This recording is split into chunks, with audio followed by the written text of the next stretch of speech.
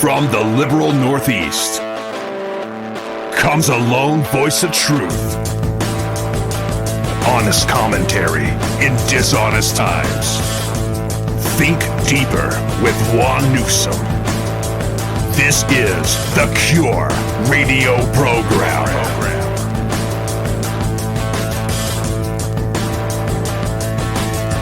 This is the Cure. Hello. This is Juan and Cat Talk, and we're back for another episode. Say hi, Cat. Hey, what's going on? What's going on? How you doing? So I noticed there was a little drama on your Facebook page the other day about multi-ethnic culture that we have here in America. Can you expound on that just a little bit? Well, I got to keep the drama going if we're going to keep it real. So I want it to be really, really real, right? And it's not easy to address racial issues head on, right? Because nobody thinks when you come at people. So a few months ago, I actually did submit for Ancestry DNA. Mm-hmm. And being Puerto Rican, or at least that's where my mother and my grandmother came from, and Cuba. So from the islands, at least 2-3 generations back. We know the history of the slave trade. We know the history of landing in the islands. And then we also know the history of Puerto Rico becoming a Commonwealth of the United States. So clearly, if you look at the islands, the people are so varied in what they look like. You can see visually, it's a visual representation of all these different cultures that have mashed together and become, their population, Puerto Rican population. So just expanding on that further, I wrote a post which specifically was to target the ideas that we have today about who's who and who owes what. So, part of my background, about 30%, is Spaniard. And if you know Spaniards, Portuguese, they were all seen as, like the white upper class imperialists, right? Yeah. A lot of my cousins are blonde hair, green eyed. Yeah. I am not, but a lot of them are. And then I have my grandfather, who's Afro-Cuban, who clearly represents the African slave portion of our history. And then on top of that, being from Puerto Rico, the native tribes is the Taino Indians, which actually come through Venezuela, Colombia. So they are from throughout Central and South America, who often came to the island, settled in the island before Columbus landed, before anybody came off the boat. So that's a little bit of the background, right? The Tainos went other places too, though, right? Yeah.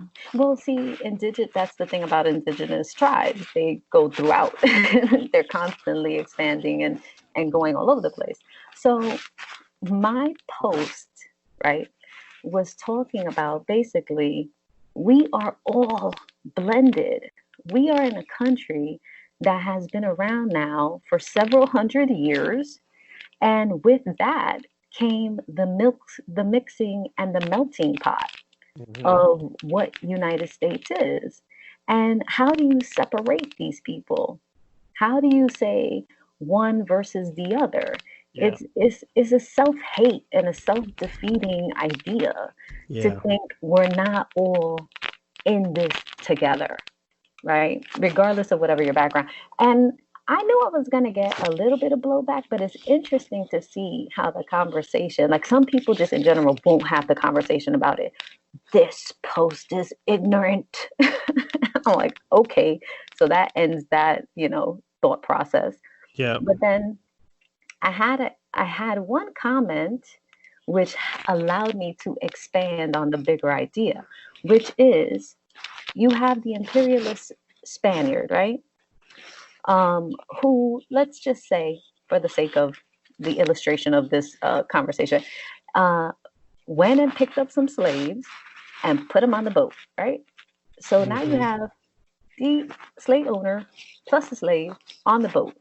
This one boat, let's just call it one boat, coming to land in Puerto Rico, let's just say. The people who were already occupying Puerto Rico or wherever did not know the difference between the Spaniard and the slave, right? Yeah. Yep. You're You right. you all came off the same boat and landed on their land and Yeah. then proceeded to take it over, and some intentionally and some non-intentionally Mm-hmm. killed the indigenous population. Yeah.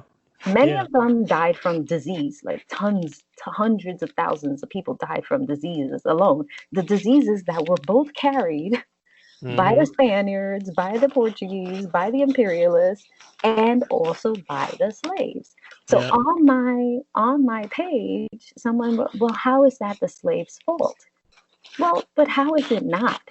And if you're looking at it from the position of the native, how the hell can they tell the difference of who's who and what's what? They just know y'all came together, And we're dying. landed here, and killed us all off and took over all of our land. Yep. Well, and then I had one person tell me, well, if you knew anything about natives, you'd know they didn't have territorial tendencies over land. I'm like, and that's bullshit because they used to have tribal wars. What were they fighting over? Yeah. Of course, they were fighting over power and Even territory and all the even rest in of it. even in America, like Yeah, the, absolutely. the Native American tribes, they were fighting over land. Yeah, it just shows you like a it's just meant to show you a different perspective. If Yeah. you were already in a space, you were already occupying a land, you already had your own, generations of families, customs, traditions, and things, and all of a sudden one day ships come and land, and out come this group, because they're not a separate group. They may be Yep. separate to themselves, but this group of people, animals, and all the rest of it come and now occupy your space. Are you making a distinction between, oh, this is a slave, it's not their fault? Okay, this is their captor, it's all their fault. Like, is that your distinction? Because I don't think that's what they were doing. Well, yeah. Well, to You your know what I point, mean? but to your point, I can just look at my own background. I have Native American blood. I have Hispanic blood. I my grandfather on my mother's side is half white. So like, which side am I on? Yeah, who you Because denying? Who are you denying? because I really don't understand at this point in my life, and just looking at how much society has progressed, I don't see the point in racism anymore because we're such a multi-ethnic nation. All of us have something in our background that's, all of these people, all these black people out here, Black Lives Matter, they're not all African. Half of these folks got Native American blood and some white blood too. So like what are we doing as a nation? Fight Exactly. drawing these lines that just don't exist. I And just don't see it.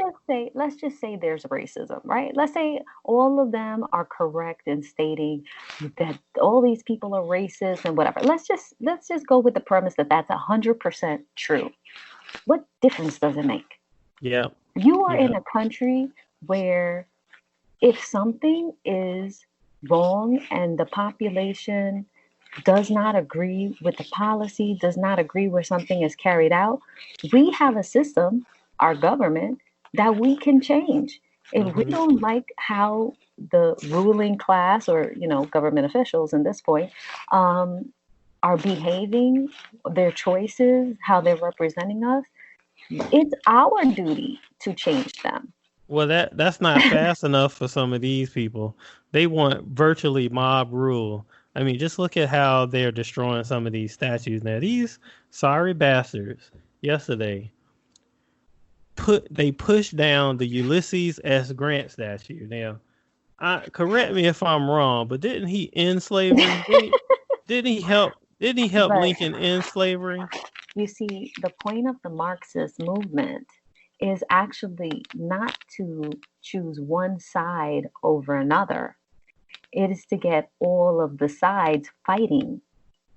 It is to get chaos to consume us so that there is no rule of any kind. Look at Chaz, look at Chop, Chaz, whatever you want to call them.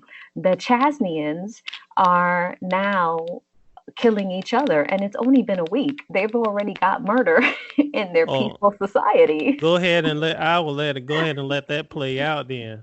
It couldn't be me. I couldn't be the mayor. I couldn't be the mayor of that city. Boy, I would arm the SWAT team so quick. I would be like, go in there and shoot everything with a gun. No, you want to know what my idea was? And then I realized how crazy I am. And I say like Netflix contributed quite a bit to my craziness.